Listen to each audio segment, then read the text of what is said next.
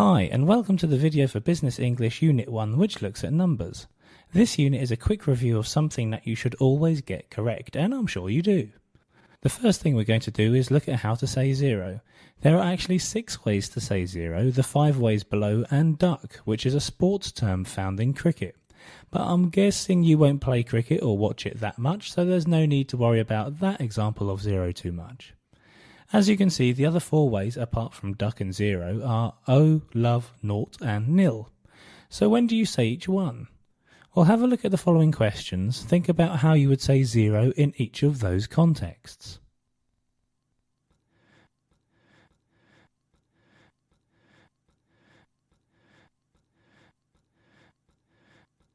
Okay, so how would you say the zero before the decimal point, and how would you say the zero after it? The first would be 0.004 and the next number would be 0.902. It's cold. In fact, the temperature is -5 degrees. How can I say this by using one of the 5 options above? I could say it's 5 degrees below zero. I have to get a bus to work. It's bus number 501. If a bus or tram number is only 2 numbers, then we say that number as a whole number, like the number 16 or the number 62. But if the bus number is 3 digits or more, we say each digit separately, saying 0 as O. Radwanska is winning in the tennis. The score is 40-love, 5 sets to 0. So the in-game score is love and the set score is 0. Lewandowski scored a hat-trick last week and Bayern won 6-0. So in most sporting events, as you can see, 0 is expressed as 0. The company moved headquarters in 2003, almost 100 years after being formed in 1908. I'll explain that year convention a little bit later on. Can you put that on my bill, please? I'm in room 209. This follows the same convention as for bus or tram numbers. Can you reach me on 00482260100806? I'll explain telephone number conventions in just a few seconds. So how many of those did you get right? I've explained a few of the rules above, but for the rest of the rules, please watch further. Let's talk decimal points. What's the difference between these 2 numbers? Well, the first is 10,001, the second is 10.001. The number before the decimal point is read out as a normal whole number. The numbers after the decimal point get read out separately as O's and not zeros. And please note that we say point and not dot. So how would you say the following?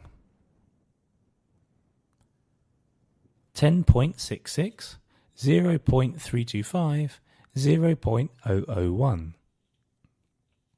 However, there is an exception for money. Each number before and after the decimal point gets read out as a whole number, so this is $10.66. Okay, let's take a quick look at the rules behind hundreds, thousands and millions. The difference between British English and American English is in the placement of and between hundreds and tens. For example, I would say the first number as 100,567 in British English and 100,567 in American English. The next number would be said as 2,684,380 in British English and 2,684,380 in American English. The final number would be said 10,501,683 in British English and 10,501,683 in American English. Easy peasy. You can say either, but just remember to be consistent. Saying 10,501,683 would be an error. The other thing to mention is that we use commas to separate billions, millions and thousands, not decimal points. So 100.567 would be wrong. This is particularly important as the Polish convention is the opposite. Percentages. The first thing to mention is that for both percent and percentage, the stress is on the cent, so percent and percentage. Let's practice that quickly now. 0.6%, what's 30% of 180? And they've increased interest rates by 2%. Please note that we use decimal points, not commas, so 3,5% would be wrong. It should be 3.5%. Telephone numbers. Generally, we read out telephone numbers individually with the zeros expressed as O in British English and 0 in American English. So in British English, the following phone number would be 0048 22652 3777. However, where we have doubles and triples, we can 22 or 777. So we could say the number as 0048 22 652 3777. Purely for vocabulary's sake, the first 4 digits are known as the country code, and the following 2 digits are the city code.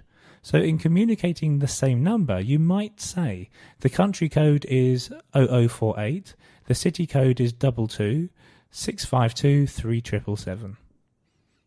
Okay, let's have a look at fractions and numbers as adjectives. How would I say the following fractions? The first number in a fraction is a cardinal number, in other words, a whole number. The second number is an ordinal number or adjectival, which can be pluralized. So you read out the first number as a whole number and then the second number as an adjective. Just by way of example, the last 4 fractions here, 2/3, 8/9, 1/10, 3/25. The exception to the rule are the first 2, 1/2 and 1/4. A number before a noun, like an adjective, is always singular, so a lesson which is 50 minutes long is a 50-minute lesson. Try changing these examples in the same way. A 16-week semester, a $20 reduction, a 2.5 litre bottle. Please note the use of the decimal point there. I could also say a 2.5 litre bottle, and a 100-year-old house. Calculating with numbers. First of all, think about the verbs for the following mathematical functions. They are to add, to subtract, to multiply, and to divide. However, how do we express the following arithmetic? To add is 3 plus 3 or 3 and 3. To subtract is 3 minus 3 or 3 take away 3. To multiply is 3 times 3 or 3 multiplied by 3. To divide is 3 divided by 3. It's important to get this correct, as without this vocabulary your message can get very confused when you're explaining arithmetic.